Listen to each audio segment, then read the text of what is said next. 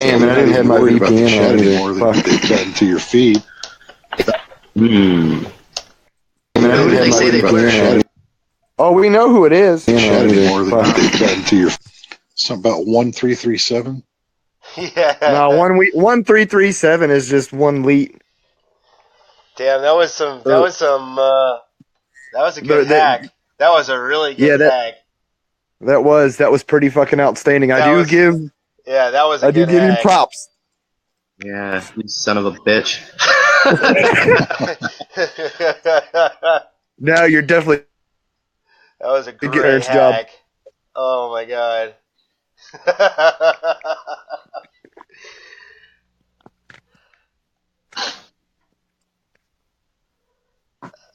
Well, I've got somebody trying to DDoS the Devon profile, so we'll see if it's a sock or not.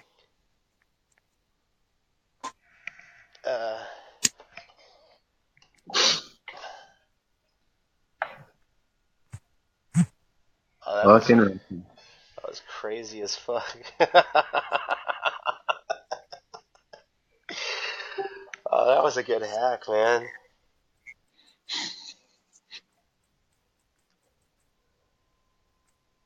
Well, I've got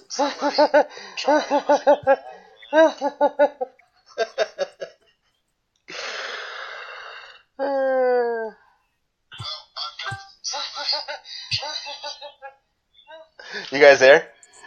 Yeah. All right. So, what were you guys talking about? We're back live.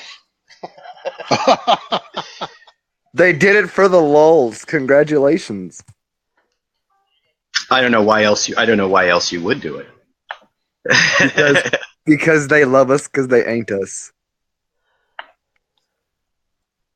Yeah, and I spelled the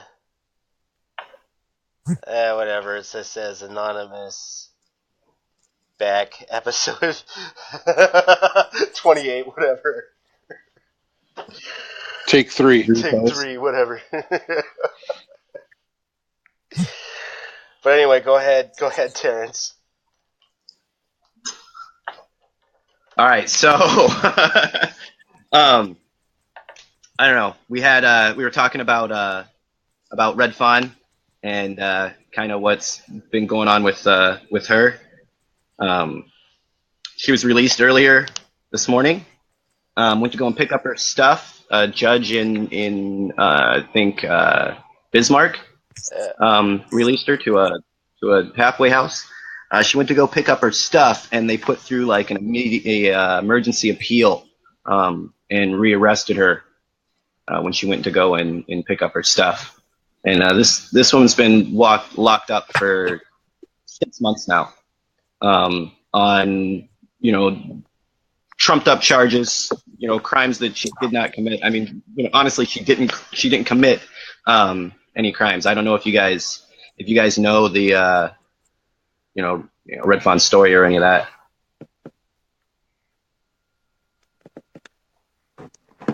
No.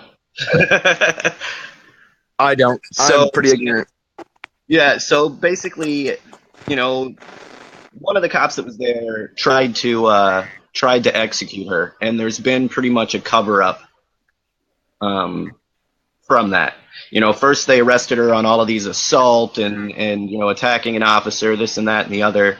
If you watch, we happen to have a video. They confiscated everybody's phones when they arrested them, and a lot of those phones we never got back. So a lot of the video of the confrontation wasn't recorded, but we did end up getting some of the video, and some of the people that were there ended up getting video.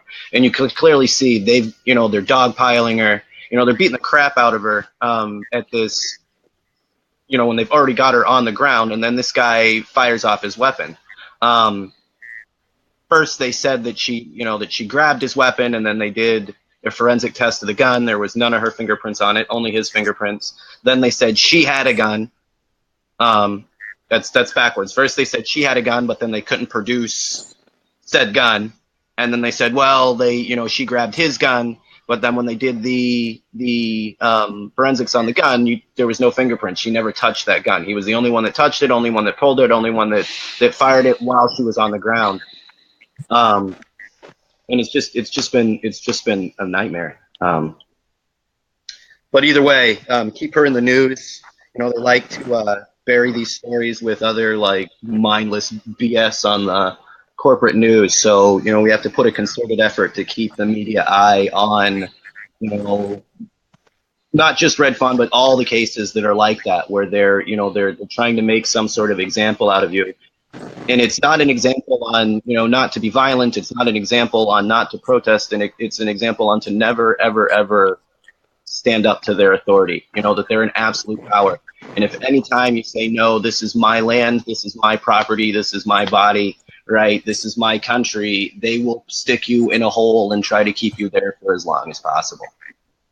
You know, at the end of the day, they're doing this for an oil company. They're locking up a woman for 6 months at a time, keeping her away from her family for an oil corporation. Right? That's the bottom line. That's why they're doing all of this. And the example that they think that they're going to make of her will end up just making an example of themselves. You know, when we do start charging these people with, you know, civil rights violations, you know, I want these people put in prison, right? If you took 6 months of her life, you owe me 6 months, at minimum. You know what I mean? You're doing that, you know, you did that intentionally. You know, like, we have to make an example of what happens when corporations and corrupt governments try to impose their will on the people. And that's really what's going to happen out of this. But we have to make a concerted effort to keep it in the news. Hey, what do you know what happened to the guys? There was that DAPL employee that had the rifle on the wrong side of the river, but they ended up charging like the 4 or 5 people that were at the camp, you know, for charges rather than that guy. Do you know what happened to them? I think you're talking about what happened with Rattler and Nacho or Bravo. No, Bravo 1. Yeah, and okay, what had happened? This guy, you know, I personally wasn't there, but you know, there was an altercation with the DAPL employee. The DAPL employee had a gun and attacked some of the water protectors. One of them, I think, had grabbed a knife and had disarmed this guy with the knife. So, I mean, if that says anything, number one, like, normally it's like never bring a gun to a knife fight, but in this case, like, he took it from you. So, like, that was the entire altercation. When the police got there, they charged these guys with firearms charges and assault and all of this, you know, and all of this stuff where this guy was drunk, belligerent, you know what I mean? Like, you should be in jail for quite a while for what this guy was doing. You know what I mean? Threatening people with a gun. Like, it was, you know, the absolute worst. These guys were defending themselves and defending the other people that were there. You know, this guy wasn't playing around. Like, I kind of joke about it that, you know, he got, you know, that he defended the people there, but this guy was going to put a hole through somebody. You know what I mean? In cold blood.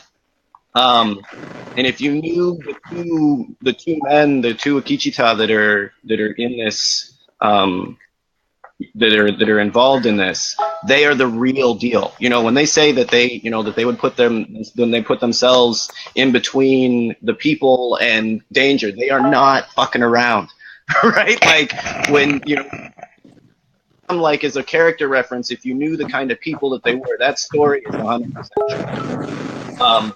And that's like, that is the kind of, you know what I mean? That is the guys, and that's what they had showed themselves to be over and over and over again.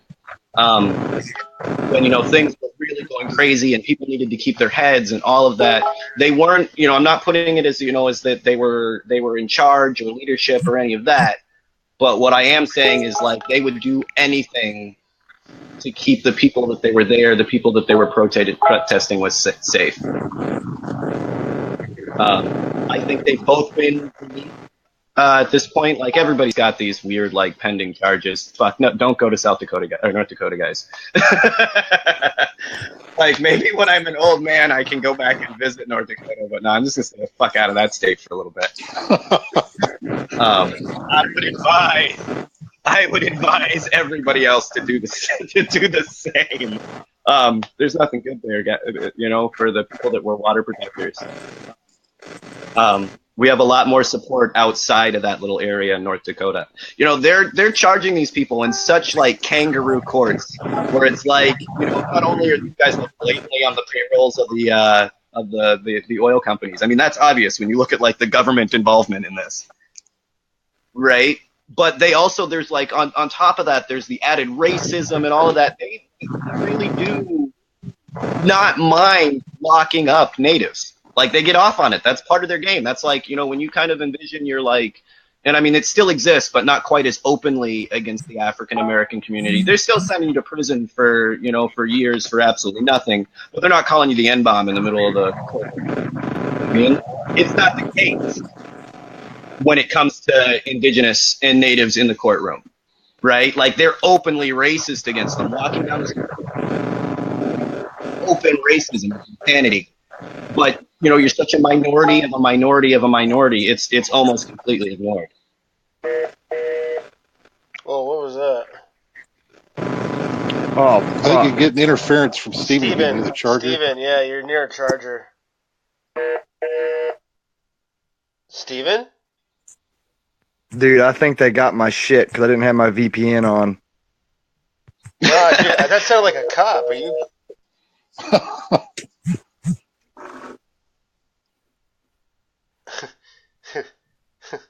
Are you driving? No, dude, just the goddamn Bluetooth speaker's going the fuck off next to me, and I have no idea why. Oh my god.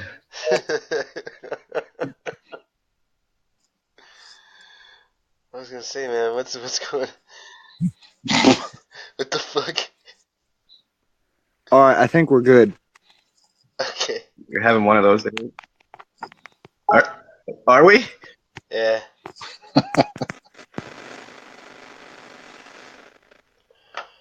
I don't know. We'll see. All right, well, I'm turning my shit on now. Fuck all that. Oh, you're gonna have to disconnect to switch over. I think. Terrence, are you there? Yeah, I'm still here. Okay. You guys hear me? Yeah, keep on talking.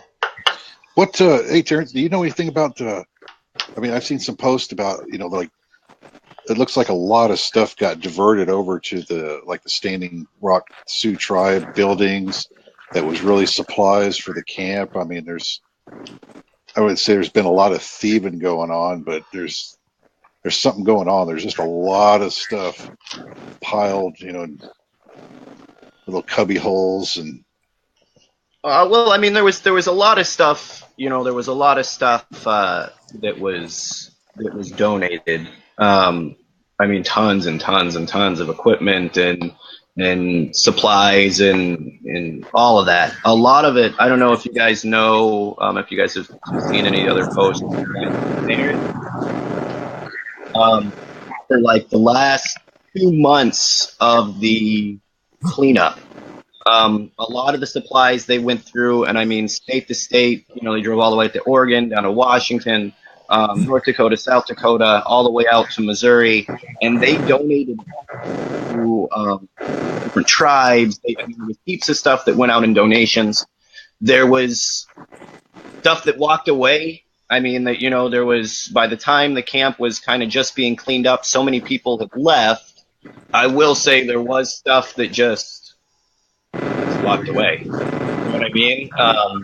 We had 20,000 people there at one time, and 200 people there to clean it up, right? So I mean, some of that stuff just when those 20,000 people left, they took stuff with them, generators, all sorts of crap disappeared when that huge number and group of people came in.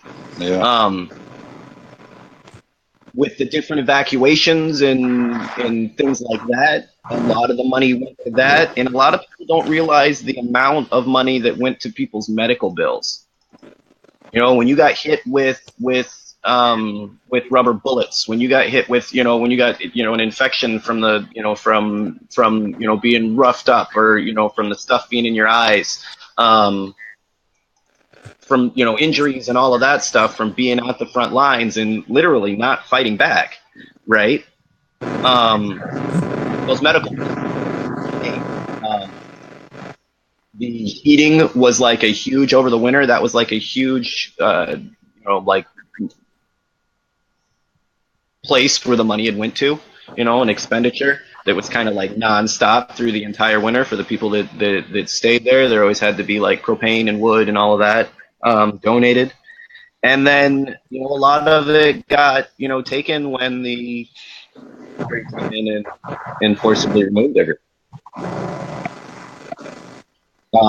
I know there was a couple of weeks ago, there was a video that that LaDonna had posted, because they're still doing the cleanup on her side, on her property, and just the amount of stuff still in the bags and still in the packages that people just left rather than pick up and clean, which is kind of which is disheartening. I really wish people would have picked up a lot more when they left. But on the same note, right? The like narrative that the corporate media and the fossil fuels would like to spin is that, oh, these guys left a mess, so somehow it's okay for us to run the oil pipeline down 150 miles north, right? What, 3-4 months ago that oil pipe started leaking, just 150 miles north of Standing Rock. That fucker is still leaking. The amount of damage that's going to do is thousands of years long. It's not the same. Like, yeah, somebody left their tent, right? You want to leak crude oil into our water supply for millions of people for thousands of years. That's not fucking equal. So, what takes like a month to clean up compared to what may never be a drinkable area after your pipeline goes through is not the same. That's like saying, look, man, there was a stain on your carpet, so I burnt your house down, right? It's just, the damage is not equal. Yeah, there was a little bit of cleanup that needed to be done. We could have used a lot of people that did come there and gave their part to it and protested and took part in the spiritual movement that was going on there. But when you left, you're taking a lot more of your shit with you, right? You made that job a lot harder. Yeah, leave it the same way you found it, kind of thinking. Yeah, that's just, but a lot of, I'm not making excuses for people that came up there, like, why didn't you pick up your stuff when you left? That was just a bogus thing to do. But a lot of it was like, college students, and they kind of, there was, your this charger, like your charger or something. This like it's really bad. Crowd popped up, and they were there. You'd hear people talk in like the in the lines, and and when you were, and they'd say it like they were going to like the latest concert. So they'd be like, oh, I went to Burning Man last year, and now we're here at Standing Rock, and you'd be like, you realize this isn't a concert, right? This isn't like a festival. You know what I mean? And that was definitely a problem, and they treated it like it was some sort of festival. Yeah. And it did kind of change the crowd. The core people that were there, that didn't change. But for that little bit of time, it did. We needed everybody. That was the call. But, the people that came, they were, they are for a lot of the things that we stood for there, but they were a completely different crowd and a completely different mindset. And it took a long time to dig back out from that. When you scrape off all of the bullshit, right? At the end of the day, the 200-300 people that were there at the end, right? That was like the core of Standing Rock. You know what I mean? Those are the people that really did give a fuck. Now, people had to go back for, work and for all that. I'm not saying that you didn't give, 110% while you were there or anything like that, right? But everybody sacrificed to come there. And, I stayed until, the very last raid. There were people that were even more hardcore than that and stayed afterward. You know what I mean? That like at the end of the day, it stripped it down to the core of what people were fighting for at Standing Rock. And everybody, the huge numbers that were there, they were there for all sorts of different reasons. yeah, you had the different factor. I guess, the environmentalist, the natives. I mean, there's people that were coming at the angle from the treaties.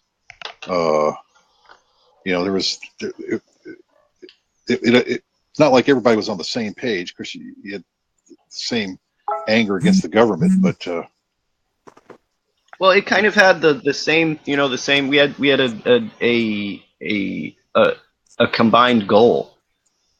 All of us. There was a solidarity in what was going on that I've never seen anywhere else. Everybody was there to stop, this pipeline, but the reasons and the things that were around it were really varied. We had guys And that we were, just got hacked again. We just got hacked again. wow. Yep. Oh no. Damn. We're still live. Yeah, mine still shows us being live. Nope. Yeah, we're gone. Comment saying we're gone.